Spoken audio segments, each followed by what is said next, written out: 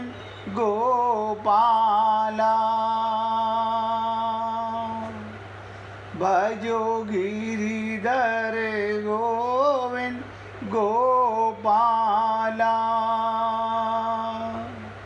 भजो मुरली मनोहर नंद लाला। भजो मुरली मनोहर नंद लाला। भजो गिरिधर गोविंद गोपाला। भजो गिरिधर गोविंद गोपाला। भजो मुरली मनोहर नंद लाला। भजो मुरली मनोहर नंद लाला। भजो गिरिधर गोविंद गोपाला। भजो गिरिधर गोविंद गोपाला। भजो मुरली मनोहर नंद लाला। भजो मुरली मनोहर नंद लाला। भजो गिरिधर गोविंद गोपाला। भजो गिरिधर गोविंद गोपाला। बोलिए वृंदावन बिहारी लाल की जय जय श्री राधे। जय जय श्री राधे। सभी भक्तों से निवेदन, बहुत एकाग्रचित होकर सत्संग के प्रत्येक शब्द को पूरी एकाग्रता के साथ हृदय नम करें। रोज आपके साथ जो चर्चा है उसी चर्चा पर अब आज गीता के चौथे अध्याय का 10वां श्लोक।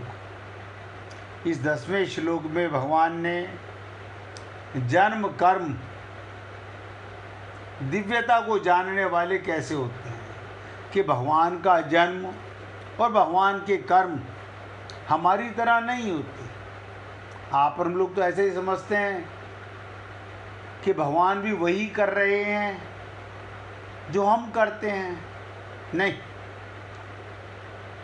तो बता रहे हैं कि भगवान का जन्म भी दिव्य है और उनका कर्म भी दिव्य है। इसका वर्णन भगवान आगे के श्लोक में कर रहे हैं। एक एक शब्द पे ध्यान दीजिएगा। भगवान कहते हैं वीत राग भय क्रोधा। वीत राग भय क्रोधा मनमया माम उपाश्रिता। बहवो ज्ञान तपसा पूता मद भावम आगता। क्या मतलब? वीत राग भय क्रोधा। राग भय और क्रोध से भगवान में ना तो किसी से राग है। विचित्रता समझिएगा, भगवान में राग नहीं है, ना कोई भय है, ना कोई क्रोध से रहित है। तो भगवान कहते हैं मेरे जन्म को और मेरे कर्म को दिव्य कौन जानेगा? वो जानेगा जिसमें संसार में कहीं राग नहीं है, ममता मोह आसक्ति नहीं है, अज्ञानता नहीं है और किसी को भय नहीं है। आत्मज्ञान हो गया। अब भय किस बात का? और क्रोध आत्मज्ञान के बाद में आप ये देखिए ये सारे रोग समाप्त हो जाते हैं। और हम आत्मा हैं। कई बार तो बड़ा ताज्जुब सा लगता है, हम जो हैं हमें उसका ही नहीं पता, संसार का सब कुछ पता है, अपना पता नहीं कि हम कौन हैं।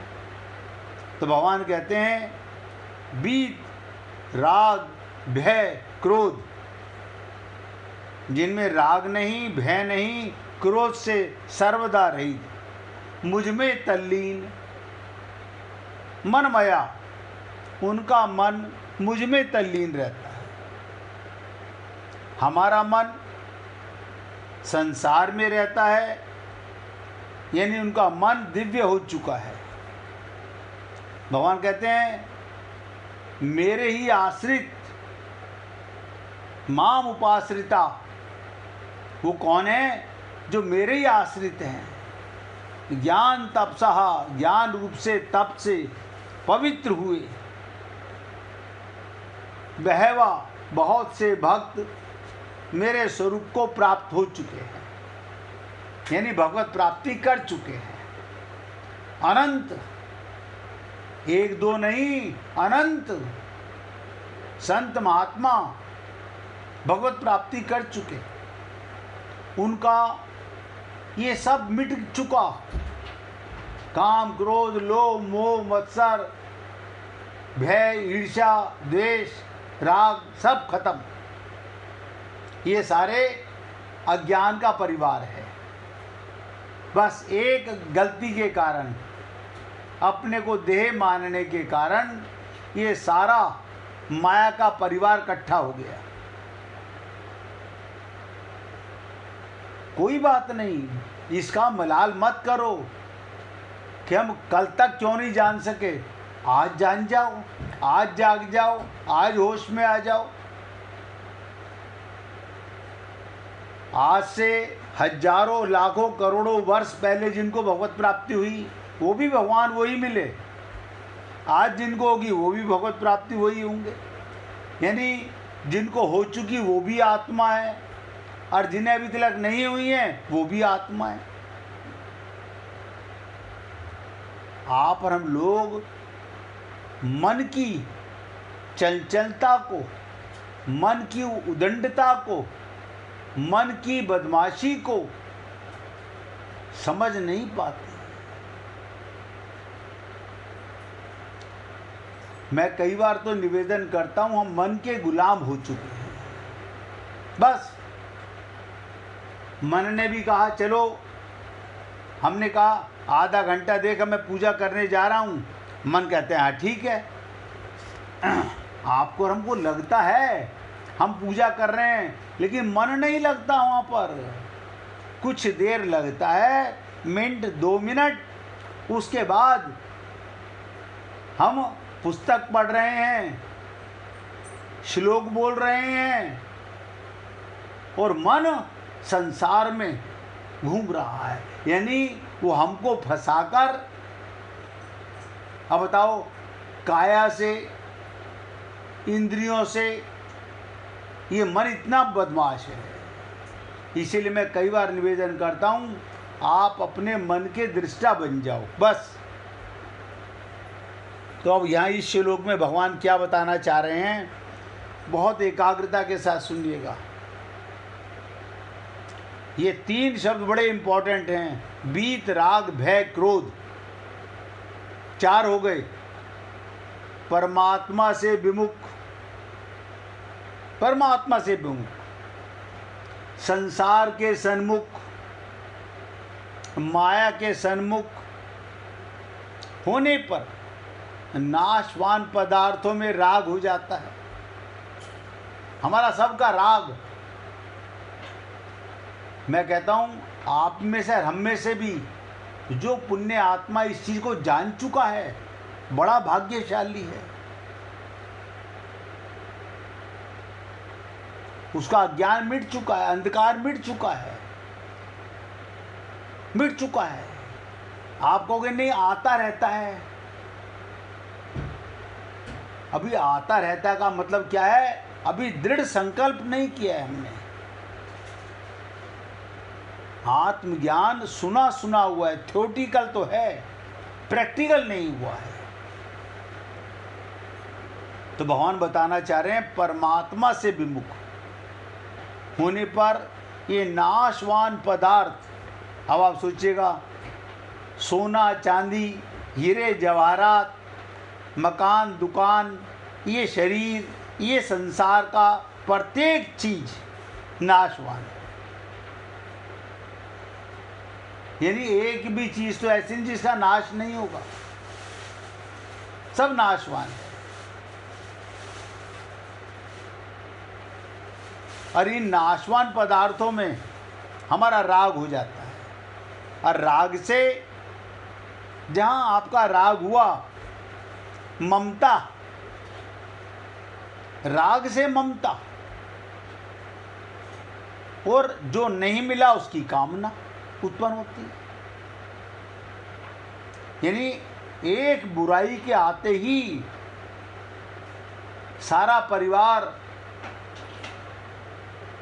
मुंह फाड़े खड़ा हुआ है कि तू चल मैं आया, तू चल मैं आया, अपने आप आने लगते हैं।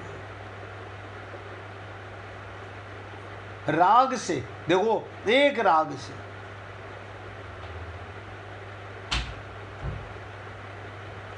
जब बच्चा पैदा होता है उसका किसी मम्मी में किसी पापा में कोई राग नहीं होता,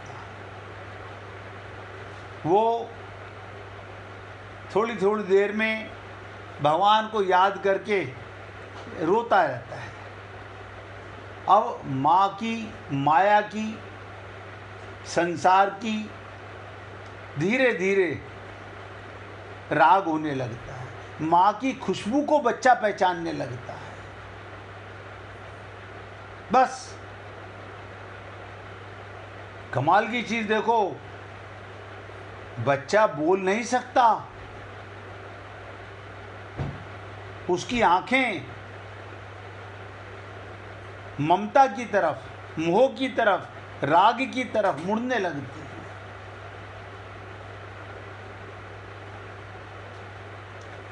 कोई दूसरी स्त्री उसे गोदी में ले, उसे अच्छा नहीं लगता, माँ ले बहुत अच्छा लगता है। यहां से क्या हुआ, ममता शुरू हो गई। बस इसके बाद कामना उत्पन्न होने लगी। तो राग वाले प्रिय पदार्थों की प्राप्ति होने पर जैसे ही राग वाले संसार के पदार्थों की तरफ प्रियता, ये मेरा ज्योमेट्री बॉक्स, ये मेरा बुक, ये मेरा बैग, ये मेरे शूज, ये मेरे कपड़े, अब लोभ होने लगा। पर उनकी प्राप्ति में बाधा पहुंचे, कोई दूसरा बहन भाई ले ले तो क्रोध आने लगता है। बताइए, छोटे से बालक में हमें, क्योंकि हम खुद फंसे हुए हैं ना, तो हमें नज़र नहीं आता। जब निकलेंगे तो लगेगा कि देखो कितना मुश्किल है, फंसना कितना आसान था, निकलना बड़ा भारी हो रहा है। ये मेरी रियल सिस्टर है। मुझे आज तक नहीं समझा रियल और फियर क्या होती है। ये किसने सिखा दिया? सोचो, जो रियल परमात्मा था उससे वियोग होने लगा, वो जो सांसारिक थे उनमें राग होने से उनमें अपनापन होने लगा। और हम ही लोग कहने लगे अपना अपना ही होता है।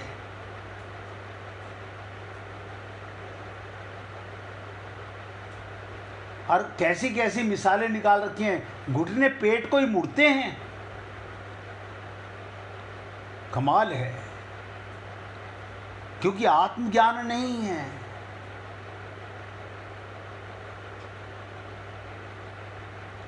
यदि बाधा पहुंचाने वाला व्यक्ति अपने से अधिक बलवान हो और उस पर अपना बस ना चला सके तो समय पर वो हमारा अनिष्ट कर देगा। ये आप हम लोग खूब संसार में परिपक्व हो चुके हैं। माता पिता एक, उसी माता ने 5, 6, 8, 10 बच्चे पैदा किए, पाले, सबको दूध पिलाया। एक पिता ने सबको कमाई खिलाई, लेकिन सबके अंदर प्रारब्ध के अनुसार किसी से राग, किसी से द्वेष, कहीं अपनापन, कहीं लोभ, ये सब आने लगा। और जब ये संभावना होने लगती है कि ये हमारा अनिष्ट कर देगा, उससे हमें भय लगने लगता है, डर लगने लगता है। इस प्रकार नाशवान पदार्थों के राग से ही, देखो कितनी कमाल की चीज़ है, ये सारी चीज़ें कहाँ से आई? नाशवान पदार्थों से और नाशवान रिश्तों से। ये सारे रिश्ते भी संयोग और वियोग वाले हैं, मिले हैं बिछुड़ जाएंगे। हमें पिछले जन्म का कोई रिश्ता याद नहीं है, और जिसका हमारे साथ परमानेंट रिश्ता है उसकी तरफ हमारा ध्यान नहीं है। जो सदा मिला हुआ है, जिसका कभी वियोग नहीं होता, जिसका नित्य योग है। मैं आज सुबह सोच रहा था कि टीवी के ऊपर जो चैनल लगाओ, योग दिवस, अंतर्राष्ट्रीय योग दिवस। मैं सोच रहा था शरीर को स्वस्थ करने का तो इंटरनेशनल योग दिवस है। बहुत ध्यान से समझिएगा, शरीर को स्वस्थ करने का इंटरनेशनल योग दिवस, जिसमें हमारे प्रधानमंत्री जी से लेकर अंतरी जंतरी मंत्री सब लगे हुए हैं। सब लगे हुए हैं, लेकिन किसी का ध्यान उस आत्मा का परमात्मा से जो नित्य योग है, यानी शरीर को अस्वस्थ, शरीर मरेगा तो योग खत्म हो गया। जो कभी नहीं मरा उसके लिए कोई नेशनल हॉलीडे नहीं, इंटरनेशनल डे नहीं। ये सब माया का प्रभाव देखो।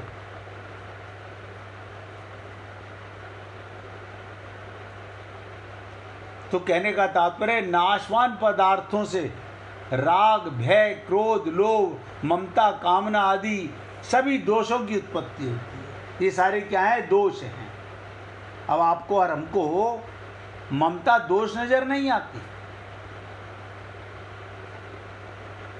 हमें ममता बुराई नजर नहीं आती। हमें लोभ पाप नजर नहीं आता। हमें कामना में पाप नजर नहीं आता। क्रोध में आता है कभी कभी, जब आता है तो नहीं आता। जब कोई दूसरा क्रोध करे तो हमें लगता है उसके क्रोध पर क्रोध आता है। बात तो एक ही है। और मैंने आपसे कहा ये सब नाशवान पदार्थों के राग से उत्पन्न होते हैं। राग के मिटने से, अब देखो कमाल की चीज, एक राग मिटा सभी दोष मिट गए। क्या मतलब? सुबह सूर्य का प्रकाश हुआ अरे इस कमरे का अंधकार भी खत्म हो गया, उस कमरे का भी हो गया, तेरे मकान का भी हो गया, मेरे मकान का भी हो गया, थोड़ी छोटी छोटी झोपड़ी का भी हो गया, लेकिन टेम्परेरी। अब जिनके यहाँ लाइट नहीं है, जिनके यहाँ लाइट नहीं है, आज भी ऐसे बहुत गांव घर हैं। पहले तो सारे ही ऐसे रहा करते थे, एक छोटा सा दीपक जला के, टेम्परेरी प्रकाश। और आज भी जो जल रहा है ये सब टेम्परेरी प्रकाश है। उससे हम ये कहते हैं हमारे घर में तो दिन निकला रहता है। अच्छा, लेकिन आत्मज्ञान होने के बाद, आत्म प्रकाश होने के बाद कभी अंधकार आता ही नहीं, कभी नहीं आता। आप सोचिएगा, उसके लिए कोई तेल खर्च नहीं होता, कोई बत्ती खर्च नहीं होती, कोई घी खर्च नहीं होता, कोई टाइम नहीं लगता। तो राग के मिटने से सभी दोष मिट जाते हैं, आत्मज्ञान होने से सब बुराइयां समाप्त हो गई। इसलिए कहते हैं पदार्थों को अपना और अपने लिए ना मानकर, ये शरीर भी अपने लिए नहीं है, दूसरों की सेवा के लिए है। दूसरों के लिए और दूसरे के लिए मानकर उनकी सेवा करने से राग मिटता है। हम सेवा तो करते हैं, वहाँ भी अंधापना है, अपने अपनों को बांट रहे हैं।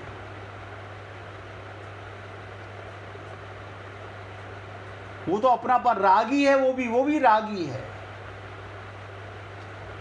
कई बार बताता हूँ मैं आपको कि रात्रि को अपना बेटा, अपना पति रात 2 बजे आ जाए, तुरंत खाना बनाने को माँ तैयार है, दादी तैयार है, लेकिन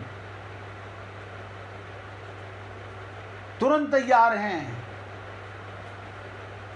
कोई दूसरा आ जाए, आप पहले आ जाते ना खाने के टाइम पर तो बना देते। अब चलो कोई बात नहीं, 2 तो बज ही गए हैं रात के, सुबह 6 बजे जल्दी बना देंगे। क्या है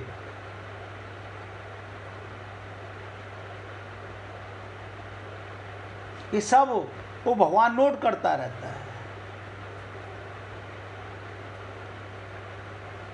उनकी सेवा करने से राग मिटता है। दूसरों की सेवा, हम दूसरा किसको मानते हैं? जिनकी सेवा करने का मन ना करे वो दूसरे, जिनकी सेवा करने का मन करे वो अपने। बस, कारण कि वास्तव में पदार्थ और क्रिया से हमारा संबंध है ही नहीं, ना किसी वस्तु से हमारा संबंध है, ना किसी क्रिया से हमारा संबंध है। हमारा संबंध तो एक केवल परमात्मा से, केवल परमात्मा से। इसे कहते हैं ज्ञान, इसे कहते हैं होश में आना, इसे कहते हैं जागृति।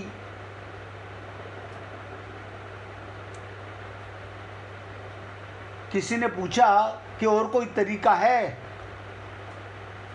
तो राम सुखदास जी बताते हैं, अपना कोई प्रयोजन ना रहने पर।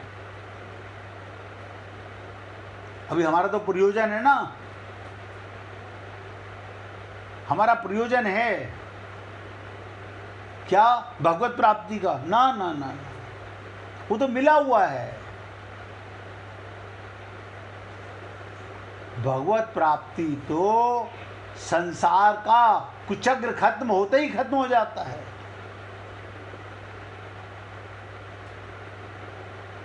बहुत गहराई से समझिएगा, अपना कोई प्रयोजन ना रहने पर भगवान केवल हमारे कल्याण के लिए अवतार लेते हैं। भगवान का क्या प्रयोजन है अवतार लेने का? हमारा प्रयोजन तो है कि हम अज्ञान मिटाने आए हैं, इस देह में हरि मिलते हैं, देह में हरि मिलते हैं, देह को हरि नहीं मिलते हैं।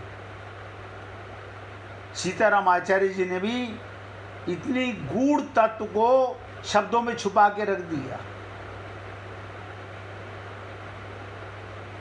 अपना कोई प्रयोजन ना रहने पर भगवान केवल हमारे कल्याण के लिए अवतार लेते हैं। भगवान का क्या प्रयोजन है? वो तो भगवान है। अब देखो, एक नारायण, एक भगवान, उसे विष्णु कहो, राम कहो, कृष्ण कहो, शंकर कहो, जितने के भी नाम भगवान साथ में आता है वो सब एक के ही रूप हैं।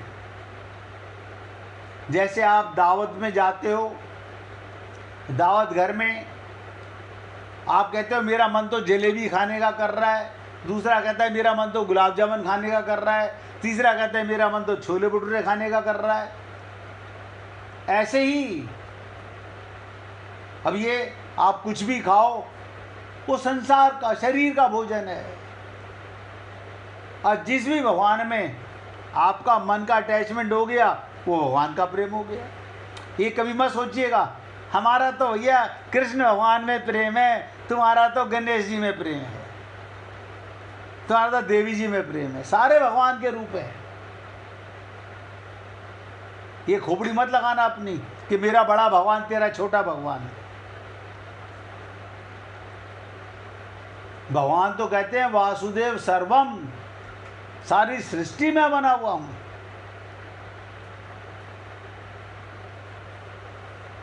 इसलिए अपना कोई प्रयोजन नहीं भगवान का, हमारे कल्याण के लिए अवतार लेते हैं। हमें लगता होगा दशरथ जी का कहना मानने के लिए भगवान आए थे। आप सोचो, दशरथ जी का कहना मानने के लिए आए थे, कैकेयी का कहना मानने के लिए आए थे, कौशल्या मैया की सेवा करने के लिए भगवान आए थे? ना ना ना ना, हमारे कल्याण के लिए आए थे।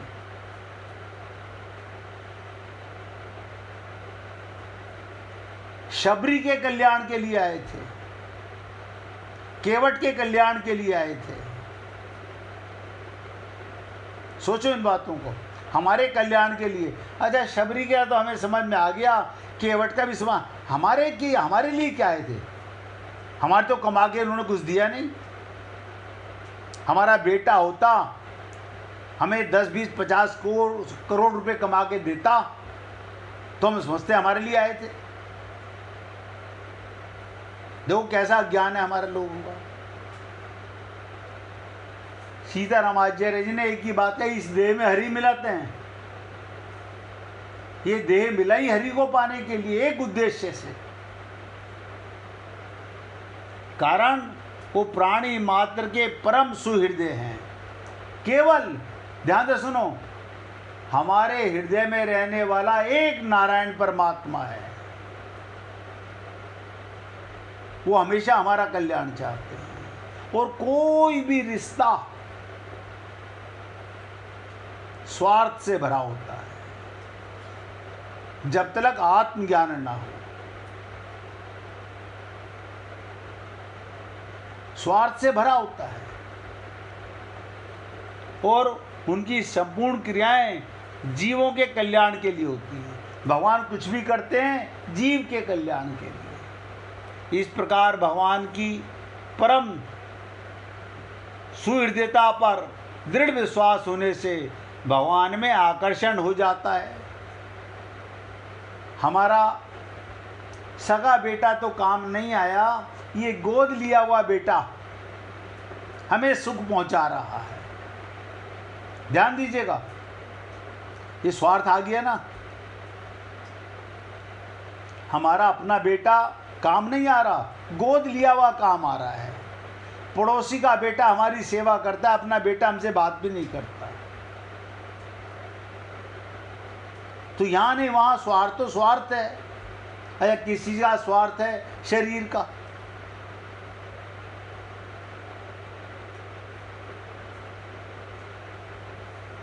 भगवान की परम सुहृदयता पर दृढ़ विश्वास हो जाए, अगर गुरु की शब्दों पर ये विश्वास हो जाए, इस देह में हरि मिलत है, अगर विश्वास हो जाए।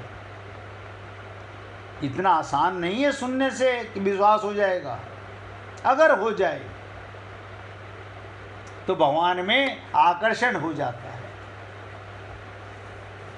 देखिए कमाल की चीज, सारे मकान मिट्टी के, सारे मकान मिट्टी के, लेकिन जिस मकान में अपनापन हो गया उसमें आकर्षण हो गया। किसी का शरीर में आकर्षण, किसी का धन में आकर्षण, भगवान में आकर्षण नहीं है। भगवान के पास तो हम जाते हैं, प्रभु जी ध्यान रखना, देखो हमारे पड़ोस की लॉटरी निकलाई, हमारी नहीं निकली अभी तक। मैं ये सारा जीवन गुजर गया मंगतों की तरह, जबकि वो अपने आप दे रहा है, मांगने से नहीं देता।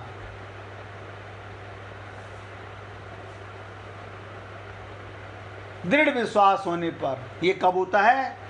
जब गुरु के प्रति श्रद्धा हो और विश्वास हो, जब हमें अपने जीवन की सच्चाई का समझ में आने लगे, हाँ बात तो सही लग रहा है, इस शरीर में हम जब से जन्म हुआ है हमें होश आया है, हमारे दादाजी गए, दादी जी गई, नाना नानी गए, मम्मी पापा गए, अरे जा तो बहुत लोग चुके, अब ये कभी मिलने भी नहीं आएंगे। और मेरा शरीर जिसको मैं इतना प्यार से पालता हूँ, उसका बचपन मेरे सामने मर गया, जवानी में मर गई, दांत टूट गए, आंखों पे चश्मा आ गया, बाल सफ़ेद हो गए, झड़ गए, कम सुनने लग गया, कम दिखने लग गया। अब ये लगने लगा ये शरीर नाशवान है, लेकिन अभी भी मरना नहीं चाहते। जबकि हम कहते हैं तुम राम मरे तो मैं मरूं, तुम कभी मरोगे ही नहीं, तुम आज तक कभी मरे ही नहीं। जिसकी उत्पत्ति होती है उसका विनाश होता है, शरीर की उत्पत्ति हुई है उसका विनाश होगा, संसार की उत्पत्ति हुई है संसार का विनाश होगा। लेकिन अगर दृढ़ता आ जाए, श्रद्धा विश्वास हो जाए, तो भगवान में आकर्षण हो जाता है, हो जाता है। और भगवान में आकर्षण होने से ध्यान दीजिएगा, संसार का आकर्षण स्वतः मिट जाता है।